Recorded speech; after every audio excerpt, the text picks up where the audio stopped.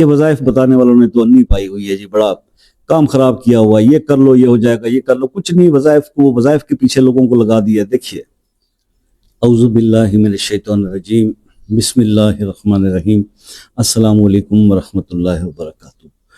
دوستو، کیا کوئی وظیفہ انسان کو راتوں رات کروڑپتی بنا سکتا ہے؟ سورہ کوثر کا یہ عمل 120 دن کر لیں، آپ کو اس کا جواب مل جائے گا۔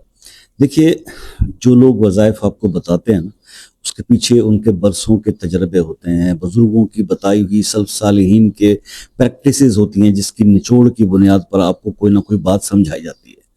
اللہ کا کلام ہے، یقین کر کے کریں گے تو منزل قریب ہے۔ میرا ایک دوست 120 دن جب یہ وظیفہ کر کے آیا تھا تو مہران پہ آیا تھا اور اس کے بعد فارچونر پہ تھا۔ تو انسان کی زندگی بدل سکتی ہے صرف یقین کے ساتھ۔ آپ نے صرف کرنا یہ ہے کہ سورہ کوثر کو آپ نے 120 بار صبح اور 120 بار شام کو پڑھنا ہے، وَلَقَدْ درود شریف، اور 120 دن کر لیں، زندگی آپ کی بدل جائے گی۔ یقین کے ساتھ کریں۔ یہ عمل میں نے آج آپ کے ساتھ شیئر کیا سورہ کوثر کا، جو واقعی میں انسان کو دولت مند بنا دیتا ہے اور دولت کے دروازے اس پر کھل جاتے ہیں، لیکن معاملہ یقین کا ہے۔ سب لوگوں کی میں باتیں سنتا ہوں، اکثر مولوی حضرات، بڑے جو علماء کرام ہیں، اکثر وظائف بتانے والوں کو لوگ برا کہتے ہیں کہ وظائف بتانے والوں نے تو انی پائی ہوئی ہے جی، بڑا کام خراب کیا ہوا ہے، یہ کر لو یہ ہو جائے گا، یہ کر لو، کچھ نہیں، وظائف کے پیچھے لوگوں کو لگا دیا۔ دیکھیے، مایوسی اور نا امیدی سے نکالنے والی ہر چیز انسان کے لیے فائدہ مند ہوتی ہے، اور وظائف کیا کرتے ہیں؟ یہ بھی تو آپ کے اندر امید کی کرن پیدا کرتے ہیں۔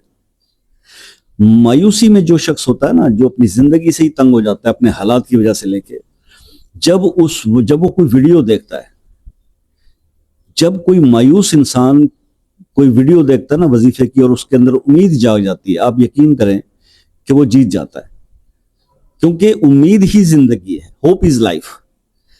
مایوسی تو انسان کو دوسرے راستوں پر لے کے جا رہی ہوتی ہے کہ یہ کر لو وہ کر لو، نعوذ باللہ اپنی زندگی کو ختم کرنے کے بارے میں بھی سوچ رہے ہوتے ہیں، کیونکہ جس انسان کے سر پر یہ معاشی بوجھ پڑا ہوا ہے نا، وہ جانتا ہے کہ میرے حالات کیا ہے۔ تو اس کو جب امید کا راستہ دیا جاتا ہے، امید کی کرن دکھائی جاتی ہے کہ دیکھو، اللہ کے کلام سے اللہ کی مدد طلب کرو، تمہاری زندگی بدل جائے گی، تو اس میں کوئی برائی نہیں ہے بھائی، اس میں کوئی حرج نہیں ہے کسی کو امید، کیونکہ قرآن کا سارا پیغام ہی امید پر ہے اور اللہ سے گمان پر ہے۔ اللہ سے گمان اچھا رکھا تو ویسے ہی ہونا شروع ہو گیا۔ تو ایک مایوس انسان کے اندر اگر امید کی زندگی کی ایک کرن جاگ جاتی ہے تو یہ کوئی برا عمل نہیں ہے، لیکن لوگوں کو خدا واسطے کا بیر پڑا ہوا ہے۔ ٹھیک ہے جی، تو اللہ تعالیٰ خیر سب کے عمل کو بہتر جانتا ہے، اور اللہ ہی بیٹر جج ہے، وہی سب جو بھی ہے، کون اچھا کون برا، ہم کسی کے بارے میں ججمنٹ نہیں دے سکتے۔ لیٹ سپوز جی، آپ وظیفہ میں نے آپ کو بتا دیا، اور اس وظیفے کے بارے میں مزید کچھ سمجھنا ہو، یا آپ کو کچھ سمجھنا چاہتے ہوں تو وہ آپ سمجھ لیجئے گا۔ ایک چیز کلیئر کر دوں کہ یہ آتشی مزاج والوں کو سوٹ کرے گا۔ اب آپ کا ہے یا نہیں ہے تو وہ آپ کمنٹ میں نام لکھ کے اپنا پوچھ سکتے ہیں۔ اس وظیفے کے بارے میں اگر کچھ سمجھ میں نہیں آیا تو وہ بھی آپ میسج کر کے پوچھ سکتے ہیں۔ اور باقی یہ ہے کہ شام 8 سے 11 بجے تک کا ٹائم ہوتا ہے۔ کال کے لیے بہتر یہ ہوتا ہے کہ آپ میسج کریں اور کال کا ٹائم لے لیں، اس کے کچھ چارجز تو نہیں ہوتے، پھر آپ پتہ نہیں میسج کر کے کال کا ٹائم کیوں نہیں لیتے۔ کال کا ٹائم لے لیا کریں، آسانی سے بات ہو جائے کرے گی۔ دوسری بات یہ ہے، چاہے آپ پاکستان سے کال کر رہے ہوں یا کسی اور کنٹری سے کر رہے ہوں، بیٹر ہے کہ آپ کال کا ٹائم لے لیں۔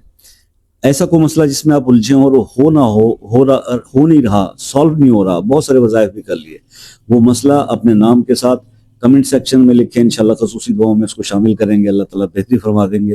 اور باقی یہی ہے کہ دعاؤں میں تو بڑی طاقت ہوتی ہے میرے بھائی، اسی لیے تو میں آپ سے ہر دفعہ کہتا ہوں کہ دعاؤں میں یاد رکھیے گا، زندگی رہی تو انشاءاللہ نیکسٹ کسی ویڈیو میں آپ سے ملاقات ہوگی۔ تب تک کے لیے اجازت دیجیے، اللہ حافظ۔